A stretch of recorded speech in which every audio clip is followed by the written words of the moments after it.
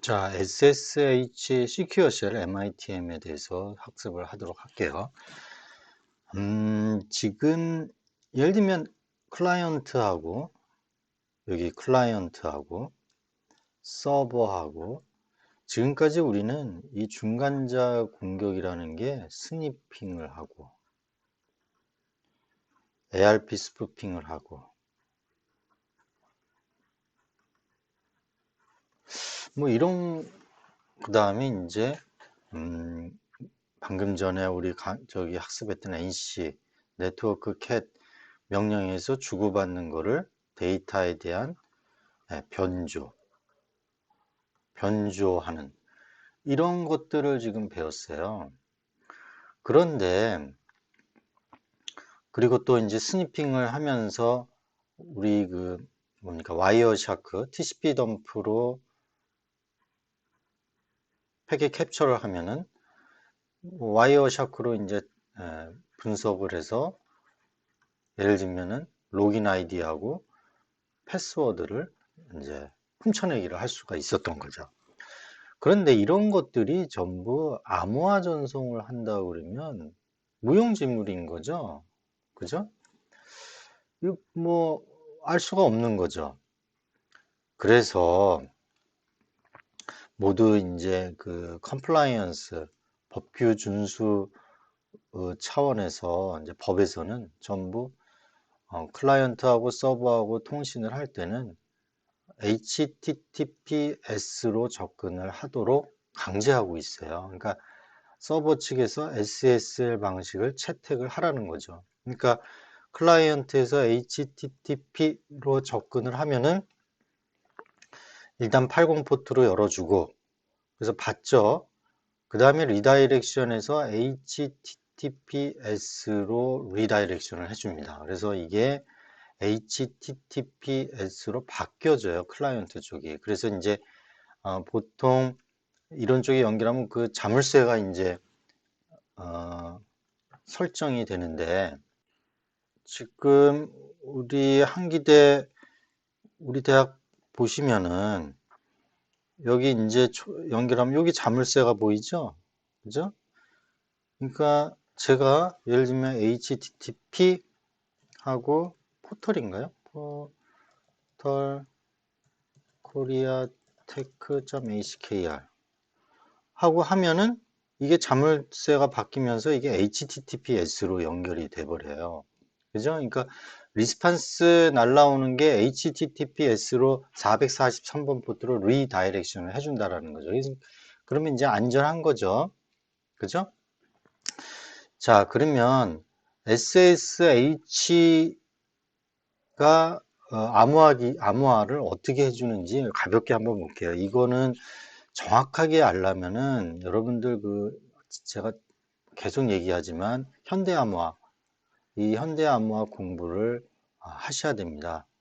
그러니까 한 학기 정도, 한 1, 2학기 정도, 1년이죠. 그러니까 1년 과정을 들으셔야지 이게 정확히 알 수 있어요. 그리고 여러분들 이 암호화 공부를 하면은 제가 말씀드렸나요? 이 비트코인하고 뭐 이더리움, 이 블록체인에 대해서 이해가 굉장히 가까워집니다.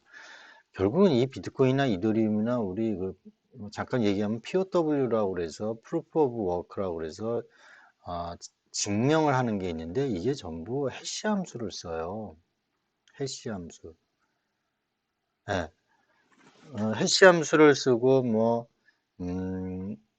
목표하는 그 해시 값을 만들어내기 위해서 계속 계산을 하는 거거든요. 그러니까 알고 나면은 아주 단순한 거예요. 단순한. 근데 그거를 이제 알기는 이제 쉽지만 그것까지 이제 만들어내기까지는 이제 쉽지 않은 거죠.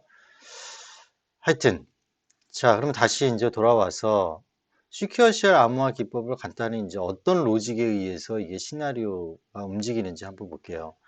클라이언트가 여기 클라이언트죠.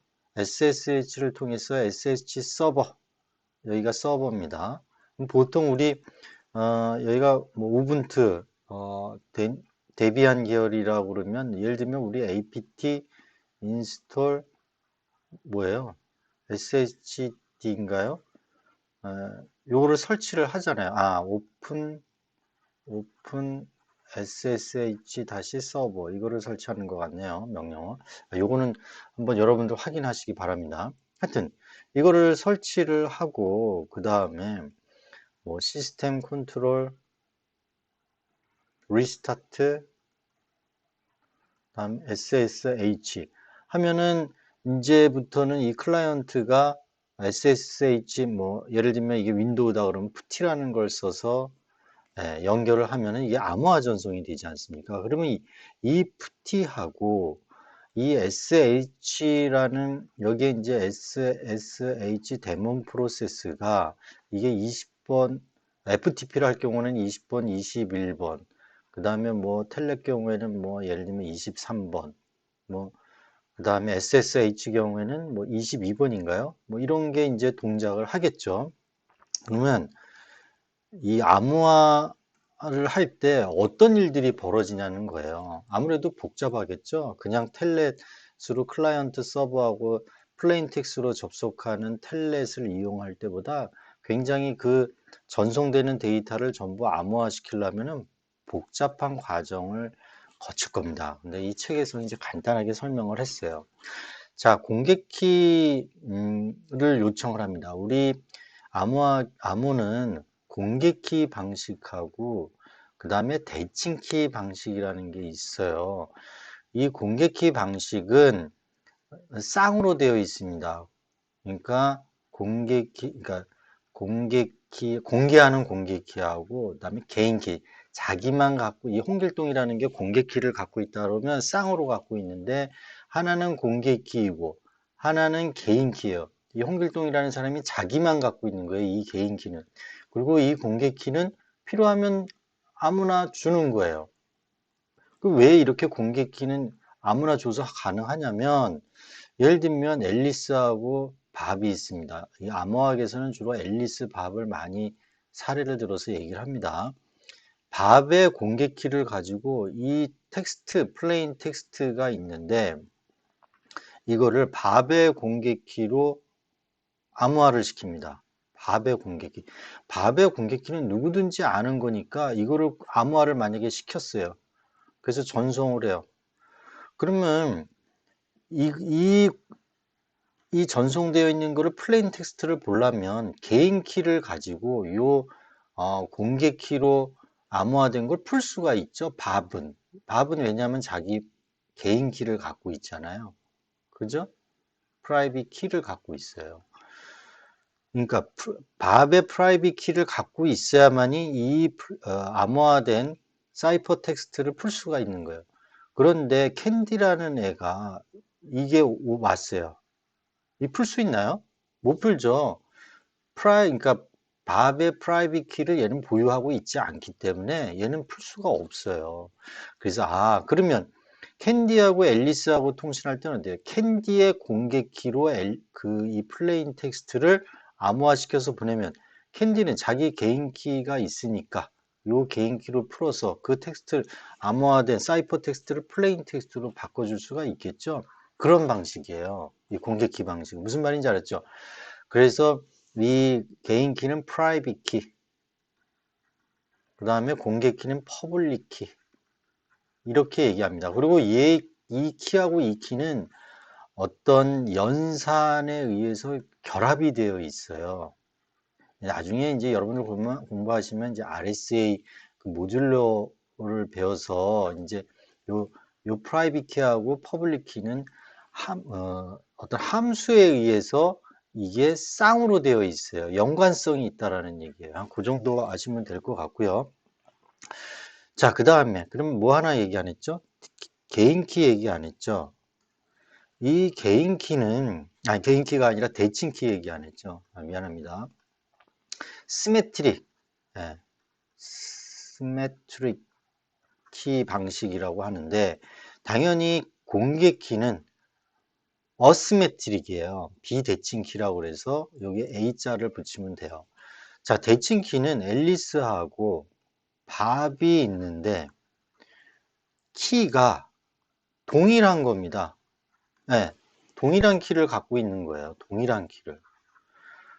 그래서 이 동일한 키로 이 플레인 텍스트를 이 키로 암호화해서 보내면 이 동일한 대칭 키, 동일한 키를 가지고 이 키를 없애버리면 플레인 텍스트가 되는 거죠. 이 키를 집어넣으면 이게 복호화가 된다라는 얘기예요.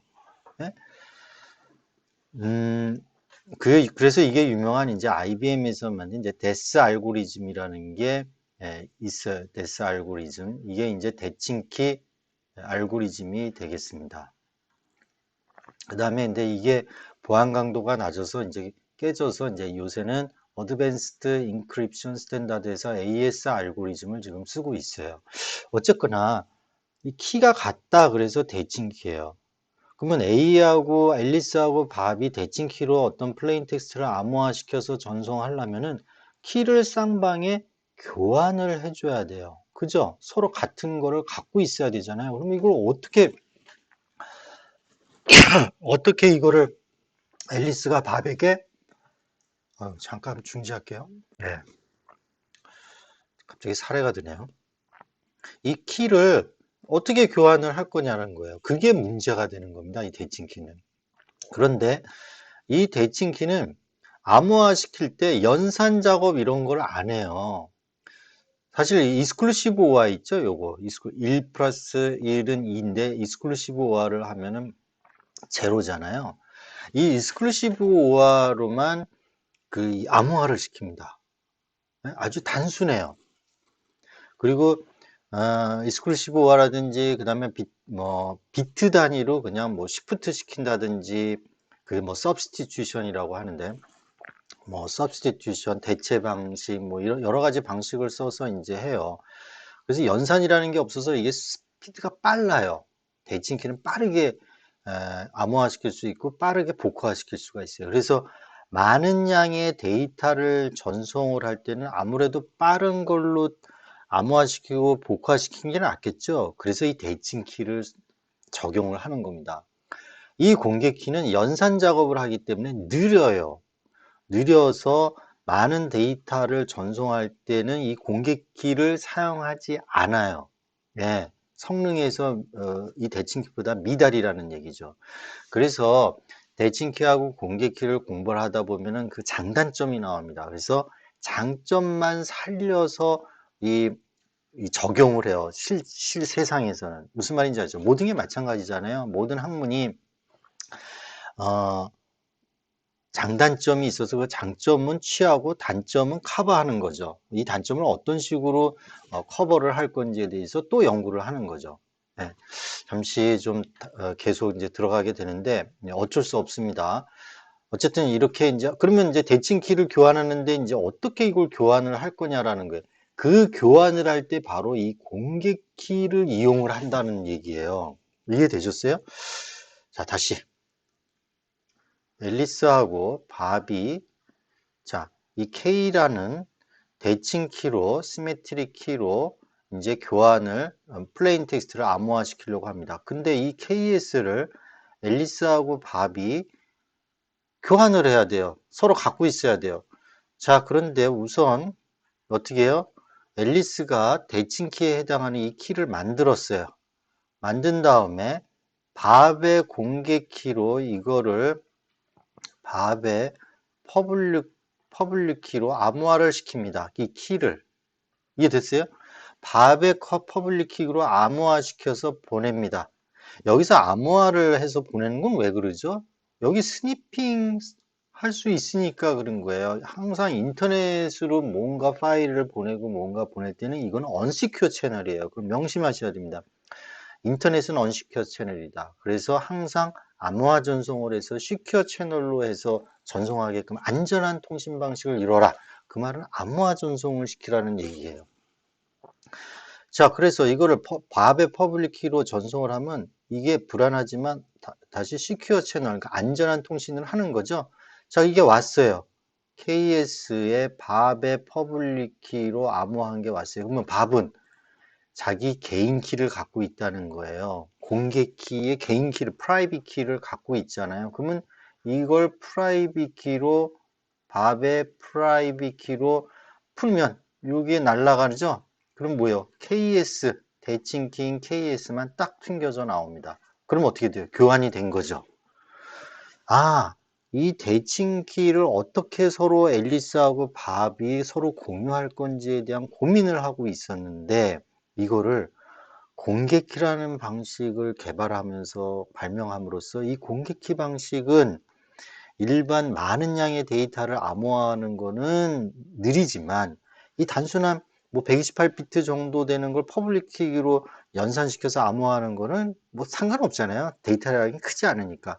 이걸로 암호화시켜서 보내면 밥이 자기 개인키, 자기만 보유하고 있는 그 개인키로 풀어버리면 이 대칭키가 공유가 되는구나라는 거를 생각해낸 겁니다. 그래서 이 방식을 쓰는 거예요. 이해되셨나요? 자, 그러면 그 개념을 가지고 이걸 봅시다. SSH 클라이언트가 SSH를 통해서 SS 서버에 접근하여 서버의 공개 키를 받는다. 이게 이제 밥이라고 생각을 해보시는 거예요. 이 서버하고 이제 클라이언트가 있는데 서버의 공개 키를 요청을 하는 거예요. 그러면 공개 키는 전송을 하는 거예요. 자, 공개 키라는 걸 요청을 해서 이거 받을 때에는 여기서는 안전한 방식이 아니죠. 이 공개 키를 암호화시켜서 보내지 않잖아요. 그러니까 이거는 언시큐어예요. 이거 이렇게 보내면 안 된다고 그랬잖아요. 선생님. 예? 이거는 상관없다는 거예요. 왜 그러죠? 공개 키는 공개되는 거예요. 누가 가져가도 전혀 상관이 없어요. 이거 말고 클라이언트가 1이 있고 클라이언트 2가 있고 클라이언트 3 있고 원하는 대로 족족 다 줘요. 그리고 이거는 중간에서 해커가 스니핑을 해서 가져가도 아무런 의미가 없어요. 이건 공개하는 거니까. 자, 그러면 이걸 받아왔습니다. 그래서 언시큐어 채널로 보내는 겁니다. 전혀 상관없죠. 그래서 SS용 접선용 공개 키가 이제 옵니다. 서버의 퍼블릭 키가 이제 오는 거죠. 왔어요. 그러면 이 클라이언트는 자신의 프라이빗 키로 데이터를 암호화시킨다라는 거예요. 예? 자, 그러면 여기서 이제 데이터를 보내려고 해요. 플레인 텍스트라는 데이터를 보내려고 해요. 근데 여기는 지금 언시큐어드예요. 언시큐어드 채널이에요. 그러면 암호화시켜서 이제 전송을 하면 이게 그래도 시큐어드 채널로 변하게 되는 거죠. 안전한 통신 방식으로 되는 거죠. 암호화 전송을 한다 그러면. 그래서 이 데이터를 클라이언트의 사설키는 개인키를 얘기합니다. 개인키로 암호화를 시키는 거예요. 아, 이 클라이언트가 자기 자신만 갖고 있는 개인키로 요거를 암호화를 시키는구나. C의 개인키로 암호화를 시키는구나. 그래서 이거를 딱 전송을 하면은, 아, 이거 이 클라이언트의 퍼블릭 키를 만약에 요청을 하면 이거 줄 수 있거든요. 이 C의 뭡니까? 공개 키를 갖고 있으면 풀 수 있죠. 플레인 텍스트가 나와요. 근데 그거는 의미가 없어요. 왜 그러냐면 이 클라이언트의 공개 키는 이 서버만 갖고 있는 게 아니라 원하는 사람은 다 주거든요. 그러니까 다 풀 수가 있어요. 이렇게 하는 방식은 안 된다는 거예요. 누구든지 이 스니퍼가 예를 들면 해커가 요구를 하면은 야, C 클라이언트야 너의 공개키 줘. 그러면 줘요, 이거를. 그럼 얘도 풀 수 있다라는 거 아니야, 스니핑에서. 그 방식은 안 된다라는 거예요. 그래서 어떻게 합니까? 요렇게 플레인 텍스트를 C의 개인키로 암호화한 거를 또 한 번 암호화를 합니다. 뭐로? 이 서버의 공개키로 암호화를 합니다. 어제 서버의 공개키로 암호화해서 전송을 합니다. 자, 그러면 이게 언시큐어 채널이라 하더라도 지금 암호화를 2번 해서 보내는 거예요. 그러면 여기 해커가 이거를 스니핑을 해서 갖고 왔어요. 그럼 이걸 풀려면 우선 서버의 개인키가 필요로 한 거예요. 근데 이 서버의 개인키는 어디 있어요? 여기에 있죠? 요거를 이 서버를 해킹을 해서 이걸 갖고 오지 않는 한 이 서버의 개인키는 누구도 가질 수 없는 거죠. 이 서버만 갖고 있는 거죠. 잘 보관을 합니다. 그래서 여러분들 그 인증서 옛날에 그 공인증서 할 때 그걸 잘 보관해야지 그 잊어버리면 큰일 난다고 그랬잖아요. 그 공인증서 안에는 사실은 공개 키하고 별도의 개인 키를 줘요. 그래서 그거를 다시 비밀번호로 해서 그걸 액세스할 수 있게 만들거든요. 그걸 잘 보관해야 되잖아요. 그거예요. 그래서 여기 얘가 페어로 공개키하고 이 서버는 자기 자신이 아무나 요구하면 주는 공개키하고 이 서버의 개인키를 갖고 있는 거죠. 근데 이 개인키는 자기만 갖고 있는 거고 이거는 어떻게 해요? 외부로 요구하면 공개한다라는 의미예요. 그래서 이걸 비대칭 키 또는 공개키 두 가지 용어를 씁니다. 그래서 이제 왔어요. 자, 왔어. 이 서버에 어떻게 왔어요? 플레인 텍스트가 하나 있는데 서브 클라이언트의 공개 키로 개인 키죠. 미안합니다. 개인 키로 암호화한 거. 그죠? 그 다음에 서버에 공개 키로 암호화한 게 딱 날라온 거예요. 그러면 이걸 풀려면 서버에 개인 키가 필요하죠? 자, 서버의 개인 키를 자, 입력을 합니다. 서버의 개인 키는 서버만 알고 있으니까. 그러면 이게 날라가겠죠? 풀리겠죠? 그래서 이게 이제 나왔어요. 그럼 클라이언트의 개인 키니까 이거는 클라이언트의 그 다음에 공개 키를 넣으면 되겠죠. 공개 키를 넣으면 그 다음에 이제 플레인 텍스트가 탄생을 하는 겁니다. 자, 이게 이제 이렇게 해서 보낸다는 거예요. 그러니까 공개 키 방식에서 데이터 플레인 텍스트를 보내려면은 이렇게 두 번에 걸쳐서 이제 한다는 거예요. 그런데 이런 경우에는 대량의 데이터를 암호화시키는 방법에서는 적당하지 않다라고 그랬어요. 왜냐하면 공개키 방식을 푸는 거는 연산 작업이 들어가기 때문에 스피드가 낮다라고 그랬어요. 그래서 이런 방식은 잘 사용하지 않는다. 하지만 하여튼 SSH의 경우에 뭐 텔넷에 가벼운 뭐 커맨드를 지고 뭐 이런 것들은 뭐 가능하겠죠. 그래서 두 번의 암호화를 거쳐서 보내는 이유는 바로 상대방의 공개키로 암호화시켜서 보내기 위해서 이렇게 이제 작업을 하는 겁니다. 아니, 그러면 이렇게 할 수도 있잖아요. 사실 다시요. 아까도 말씀드렸다시피 이 데이터 전송할 때의 그 암호화 방식은 C하고 슬레이 있으면 이 데이터에 관련 플레인 텍스트는 대칭키로 암호화를 시킨 다음에 뭐요? 대칭키로 암호화 시켜서 보내는 게 훨씬 좋다고 그랬죠? 네, 요 KS로. 근데 문제는 이 KS의 배분이 문제가 되니까 요 KS를 어떻게 해요? 서버에 공개키로 암호화해서 보내서 KS를 서버의 공개키를 뭘로요? 서버의 개인키로 푸는 거죠. 그래서 요 KS를 갖고 와서 요걸로 요 플레인 텍스트를 풀어버리는 거죠. 이런 식의 그 전송 방식이 훨씬 더 나은 방식이에요. 왜 그러냐면 이 대칭키가 훨씬 데이터를 전송할 때 빠르거든요. 그러니까 이 대량의 데이터를 전송할 때는 이 방식이 훨씬 좋은 방식이에요. 어쨌거나 하여튼 근데 SSC는 이런 식으로 한다라고 보시면 돼요. 3단계는 서버는 아까 이제 그 얘기예요. 서버는 클라이언트로 받은 암호화된 데이터를 자신의 프라이빗. 왜냐하면 이 데이터 플레인 텍스트가 처음에 이게 이제 뭐라고 그러죠? 이게 플레인 아니 클라이언트고 이게 서버일 경우에 클라이언트의 어떻게 됩니까? 개인 키로 암호화 시켰다고 그랬잖아요. 그 다음에 서버에 공개 키로 암호화 시켰다고 그랬잖아요. 그래서 어떻게 돼요? 암호화된 데이터를 자신의 프라이빗, 그 다음 이 서버의 개인 키가 필요한 거죠. 그게 이제 프라이빗 키죠. 이걸 입력하면 이거 풀려질 거고요. 그리고 복화되면 요게 남았어요.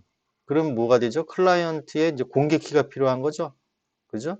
여기는 클라이언트의 공개 키로 복화하면 요 데이터를 읽을 수 있다라는 거예요. 바로 제가 지금까지 계속 설명했던 게 요 두 줄로 이렇게 얘기를 한 겁니다. 자, SSH 그 시큐어셀 암호화 통신에 그러면 MITM 중간자 공격은 그러면 도대체 어떻게 하느냐? 이 중간자, 요 공격자가 그걸 대행하는 거예요. 클라이언트가 서버에 SSH 접속을 요청하면 공격자가 ARP 여기서 중간에서 ARP 스푸핑 이제 잘 아시죠? 이제 ARP 스푸핑을 해서 야 클라이언트야 서버의 맥 주소는 나야. 서버야, 클라이언트의 맥 주소는 나야. 라고 공격하면 되는 거죠. 그게 이제 ARP 스푸프라는 명령어를 통해서 할 수 있었고, 우리는 또 하나 더 배웠죠. 이터캡이라는 걸 이용을 해서 -G 옵션 백그라운드를 해서 구이 방식으로 된 메뉴 드리븐에서 이제 ARP 스푸핑 공격을 할 수 있었습니다. 그래서 네트워크를 장악을 해서 마치 이 공격자가 SSH 서버인 것처럼 자신의 퍼블릭을 주는 거예요. 자, 공격키 요청을 딱 합니다. 그러면 이 공격자가 그래? 공격자가 생성한 이 공격키를 주는 거예요. 원래 여기서 줘야 되는데 여기서 주는 거예요. 그러면 얘가 이 공격키 요청을 공격자가 만든 새로 서버에게 공격키 요청을 하는 거예요. 새로. 자기가 뭐인 것처럼? 클라이언트인 것처럼 해서. 그죠? 가능하죠? 그래서 서버에 SSH 공격키를 받습니다. 그죠? 그럼 받아요. 이걸 받아요. 그래서 이게 중개 역할을 하는 거예요. 그럼 어떻게 돼요? 2단계. 정상적인 접속에서 클라이언트가 서버에 암호화된 데이터를 이제 보냅니다. 그러면 이게 지금 공격자의 뭡니까? 공격자의 그 공개키를 가지고 암호화시킨 거잖아요. 그러면 어떻게 돼요? 공격자의 개인키로 복호화시킬 수 있는 거죠. 그죠? 공격자는 자신의 사설키와 공개키, 이 클라이언트의 공개키는 받을 수 있단 말입니다. 요청하면 공개키는 그 클라이언트의 공개키는 누구든지 받을 수 있어요. 그래서 공개하는 거예요. 공개키로 복호를 하면서 내용을 다 확인을 하는 거죠. 그 다음에는 다시 자신의 사설키와 서버의 공개키로 암호화해서 서버로 전송하면 되는 거죠. 그죠? 그러니까 공격자가 새롭게 암호화한 데이터를 보내는 거예요. 그러면 서버는 공격자의 뭐예요? 공개키를 갖고 있고, 그 다음에 서버 자신의 개인키로 풀어버리는 거죠. 그러면 클라이언트하고 서버 간의 통신은 이루어진 것처럼 보이는 거죠. 중간에서 이렇게 스니핑, 스푸핑해서 암호화를 된 거를 다 해독을 해버리는 거죠. 다 해독을 하는 거죠.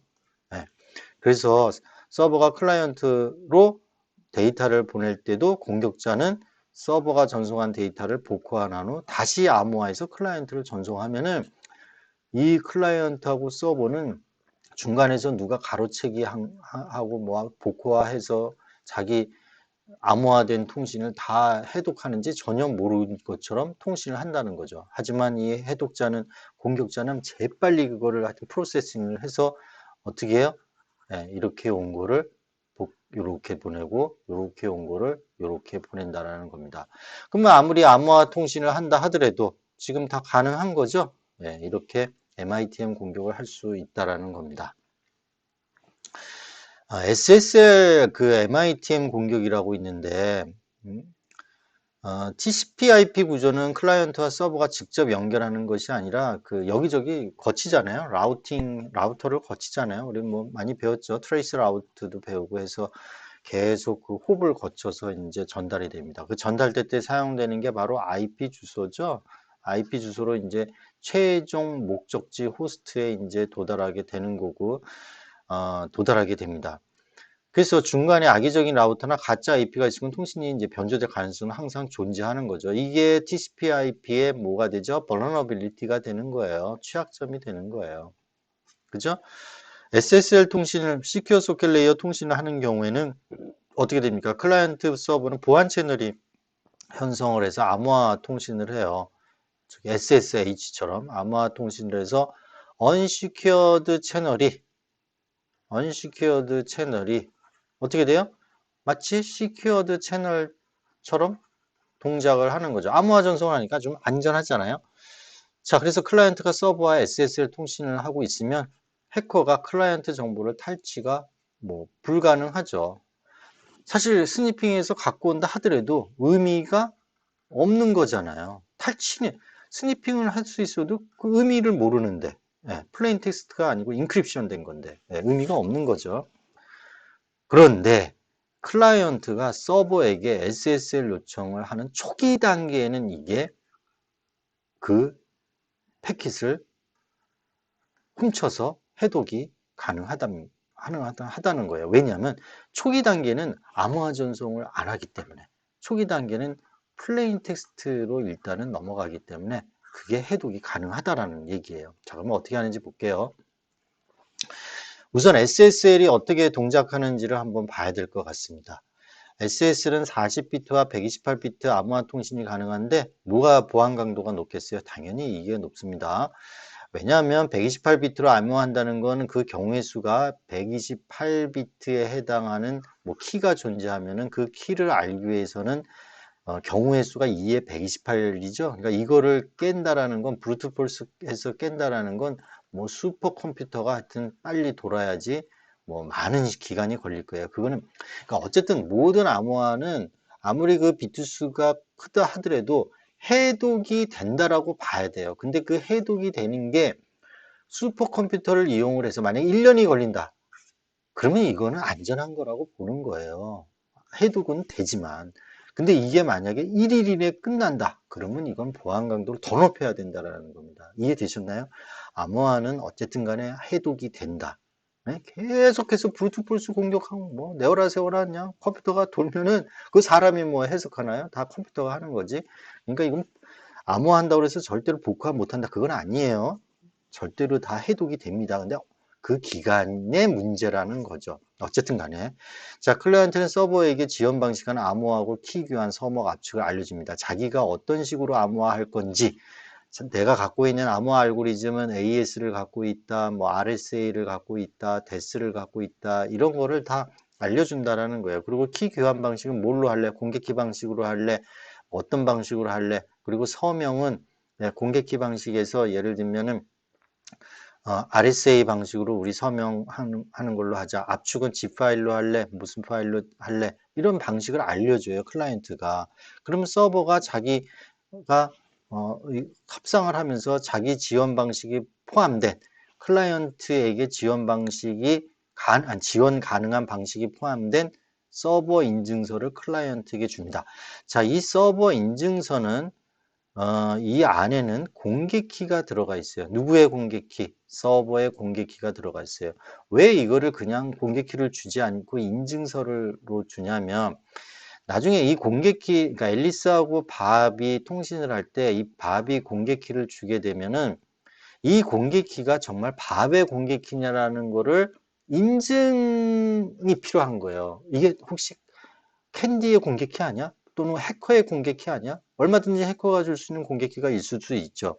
그러면 이게 정말 밥의 공개키라는 거를 누군가가 제3의 기관에서 인증을 해준다라는 거예요. 그게 바로 인증서입니다. 그래서 이 인증서는 CA라는 데서 발급을 이제 해준 거예요. 그 안에 공개키가 서버의 공개키가 이제 들어가 있게 됩니다. 그리고 서버의 개인키는 어떻게 돼요? 이 CA라는 데에서 만들어 주는데 이 개인키는 서버만 보관하게 되겠죠. 그래서 서버 인증서를 클라이언트에게 주면서 어떻게 돼요? 암호는 뭐로 하고 뭐 서명은 뭐로 하고 그 지원 반응한 강식을 같이 보내면서 공개키도 보낸다라는 거예요. 그래서 서버 헬로 서버 인증서가 날아간다. 그 다음에 서버가 클라이언트 야 그러면 너도 네 공개키 줘. 클라이언트의 그 공개키를 줘. 라고 할 수가 있어요. 그럴 때 이제 인증서를 이 공개키에 대한 거를 인증해서 달라면 또 이 인증서가 같이 가야 되겠죠. 근데 SSL 방식은 클라이언트의 인증을 요구하지 않습니다. 보통 그냥 서버의 인증만 요청을 합니다. 인증서를. 그래서 이거는 할 수도 있고 안 할 수도 있다.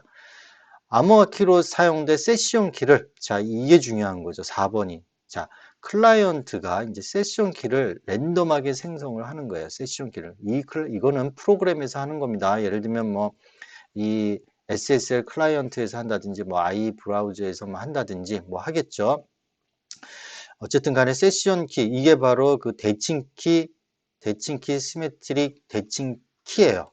이 세션 키는 무슨 얘기냐면 대칭 키를 의미하는 거예요. 대칭 키를 세션 키. 그러니까 이 세션에서만 사용되는 키다. 그래서 이제 세션 키라고 하는데 일반적으로 대칭 키입니다. 이 대칭 키는 클라이언트도 알아야 되고 서버도 동일하게 갖고 있어야 되죠. 그러면 클라이언트가 이 만들었어요. 그러면 얘를 어떻게 전달하면 되겠습니까? 방금 전에 제가 말씀드린 서버의 공개키로 암호화해서 보내면 되죠. 그 공개키는 어떻게 왔어요? 서버의 인증서를 통해서 왔잖아요. 그럼 인증서 안에 그 공개키로 얘를 서버의 공개키로 암호화해서 보내면 여기 어떻게 돼요? 서버의 공개키로 암호화되어 있는 걸 서버의 개인키, 이 개인키는 얘만 갖고 있잖아요. 이거를 풀어버리면 이거 날아가죠? 그러면 KS만 남게 되잖아요. 그래서 결국 KS, 시메트릭 키, 세션 키가 상호 교환이 되는 겁니다.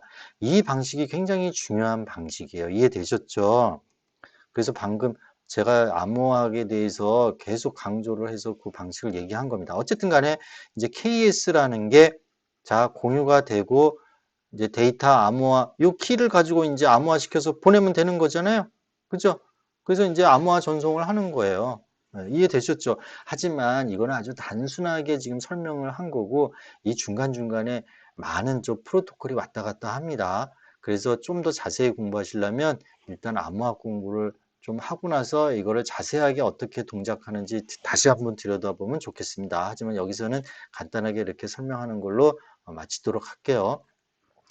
자, 그러면 이제 SSL 동작 방식하고 SSH 그 동작 방식을 알았어요. 그러면 SSL MIT, SSH MITM 우리 알았잖아요. 중간에서 저기 공개키 주고 뭐 이랬잖아요. SSL도 마찬가지예요. 근데 SSL은 스니핑과 SSL 스트립 어택으로 나눌 수 있는데 스니핑은 여기도 마찬가지예요. 임의의 인증서를 공격자가 생성을 해서 클라이언트에게 보내주는 거예요. 그래서 별도의 SSL을 생성을 하는 겁니다. 별도의. 이해되시죠? 기본 아이디어는 SSL, MIT하고 동일해요. 중간에 스니핑을 해갖고. 그러면 스니핑만 해야 돼요? ARP 공격도 해야 되죠? 그러죠? ARP 공격을 해서 왔으면 다시 보내고, 오면은 다시 보내고, 그거를 동일하게 중간자에서 인증서를 생성을 해서 공격자의 임의의 인증서를 생성을 해서 주고 받고 얘하고도 주고 받고 이렇게 한다라는 겁니다. 자, 스트리핑은 공격자가 임의의 인증서를 만들지 않아요. 공격자가. 약간 변조된 URL로 클라이언트와 암호화되지 않은 즉 SSL이 아닌 그냥 HTTP 연결을 생성을 합니다. 아, 얘가 HTTP 처음에는 이 80 포트로 요구를 하잖아요. 여기 80 포트로. 요걸 하면은 여기에 SSL이 있으면 어떻게 해요? 443 포트 요 HTTPS로 리다이렉션해서 HTTPS로 줍니다. 그래서 그 후에 이제 자물쇠로 딱 바뀌면서 그 다음에 암호화 통신을 하게 되거든요. 그런데 이 중간에서 SSL 스트립 어태커는 클라이언트와 서버 간의 모든 암호화된 HTTPS를 HTTP로 변조해서 클라이언트에게 전달을 한다는 거예요. 그러니까 처음에 이 HTTP로 온 거를 딱 보고 그대로 HTTP로 갔다가 이게 HTTPS로 오잖아요. 그러면 이게 HTTPS로 변경이 될 거고 여기는 그냥 평문으로 HTTP를 준다는 거예요. 그러면 클라이언트는 모르죠. 아, 얘가 그 HTTP 그냥 그 뭐야 지원만 되는구나 라고 판단할 수 있는 거죠. 실제는 HTTPS를 통신을 요청을 했음에도 불구하고 이 공격자가 HTTPS로만 리스판스를 해주는 거죠. 이게 바로 SSL 스트립 방식입니다. 그러니까 초기에 이미 이게 HTTPS로 딱 하고 나서 중간자 공격은 안 되는 거죠. 초기에 이거를 해야 되는 겁니다. 이해되셨죠? 그래서 최근 브라우저는 이 네거티브 피드백 형태로 잘못된 인증서 페이지를 보고함으로 SSL MIT 공격 성공률은 이제 떨어집니다. 네. 이해되셨죠? 대충 그 개념 정도만 이제 말씀을 드릴게요. 그래서 이게 SSL 스트립 보면은 여기 제가 지금 말씀드린 브라우저가 get하고 SS80 포트로 이제 연결을 시도를 합니다. 그러면 여기 스트립 공격에서 80 포트로 그냥 가요. 그런데 이 돌아오는 거는 어떻게 돌아요? 바로 HTTPS로 리스판스가 와요. 바로 443번으로 리다이렉션해서 오는 겁니다. 그러면 얘는 HTTPS로 통신을 하는 거예요. 그렇지만 여기 보낼 때는 체인지 하는 거죠. STTPS를 HTTP로 평문으로 해서 보내는 거예요. 그 역할을 공격자가 하는 거고 그 방식이 SSL 스트립이다라는 겁니다. 그러면 이 브라우저는 HTTP로 왜 HTTPS로 왜 안 되지? 그런 의심을 할 수도 있지만 여기는 SSL 서버가 동작이 안 되는구나 라고 그냥 믿어버리고 쓸 수 있는 거죠. 그죠? 그래서 공격자는 MITM 공격으로 스니핑하는 도중 피해자의 HTTP 리퀘스트를 포워딩하고 웹서버의 HTTP 리스판스 안에 HTML 코드 내용 중 HTTPS를 HTTP로 변경하여 피해자에게 전달한다. 중간자, 아주 적극적인 중간자 공격이 되겠습니다. 자, 그래서 MITM 공격 보안 대책은요, 기본적인 대책은 ARP 스푸핑과 DNS 스푸핑 경우와 같은데, 맥 주소를 스태틱으로 하는 경우 DNS 스푸핑 대책은 요 호스트 파일에다가 중요한 거는 이제 기록한다고 돼 있잖아요. 이렇게 하면 좋을 것 같고, 추가적인 대책으로는 SSH 시큐어 쉘 MITM은 시큐어 쉘 2.0을 사용하면 이제 막을 수 있다고 합니다. 그래서 이 버전이 중요해요. 이게 버전 업그레이드 된 걸 이제 사용을 해야 된다는 거. 그러니까 이런 vulnerability를, 이런 취약점을, 에 대한 보안 대책을 만들어서 SSL 2.0으로 이제 업그레이드를 시킨 거죠. 그리고 안전하지는 않은 인증서를 이렇게 물어보는 경우가 있어요. 그래서 그런 경우에는 접속하지 않는 것이 좋습니다. 다음에 SSL 스트립 공격에 대한 보안 그 대책은 방금 전은 SSH에 대한 보안 공격입니다. 미안합니다. 이게 SSH에 대한, 그죠? 그 다음에 SSL 스트립 보안 공격에 대한 보안 대책으로는 요새 그 HSTS가 있어요. HSTS, HTTP 스트릭 트랜스포터 시큐리티, 이게 RFC 6797인데 이게 RFC가 왜 리퀘스트 포 코멘트의 약자인데 이게 왜 그런지 제가 말씀드렸나요? 혹시 제가 안 했으면은 별도 말씀을 드릴 이유를 얘기를 할게요. 리퀘스트 포매트, 이게 약자거든요. 재밌지 않아요? 코멘트 요청, 이게 문서 번호예요. 자, 다 이유가 있습니다. 이렇게 쓰는 이유가. 하여튼 이게 표준으로 지정을 해서 HSTS죠. 미안합니다. HSTS가 적용된 웹사이트의 웹서버는 클라이언트에게 이 HTTPS만을 사용하도록 강제하는 기술입니다. 그래서 이 대부분 최신 버전은 전부 이거를 지원을 해줘요. 그래서 이걸로 이제 대체가 다 이제 거의 될 예정입니다. 그리고 이렇게 대체가 많이 되고 있어요. 네. 그래서 또 본인이 접속한 사이트가 SSL로 정상적으로 접속이 됐는지, 그냥 HTTP로 정상이 된 건 아닌지, 이렇게 이제 여기 보면은 그 방망이, 아니 그 자물통 생긴다고 그랬잖아요. 다시 볼까요? 여기 보시면은 여기 자물쇠 생기잖아요. 그죠? 만약에 네이버 볼까요? 네이버도 당연히 SSL 통신을 합니다. 네이버는 자물쇠 생기죠? 거의 자물쇠 안 생기는 게 없어요. 구글. 그죠? 그래서 항상 여기도 자물쇠 생기죠? 그래서 자물쇠가 안 생기는 데는 이거는 뭔가 문제가 있구나. 지금 법으로 이 SSL 통신을 암호화 통신을 하게 돼 있거든요. 그래서 요거를 보시고 요게 아니면은 이건 좀 문제가 있다라고 판단하면 되는 거죠. 사용자가. 그래서 사용자가 이렇게 조심하면 되겠습니다. 네.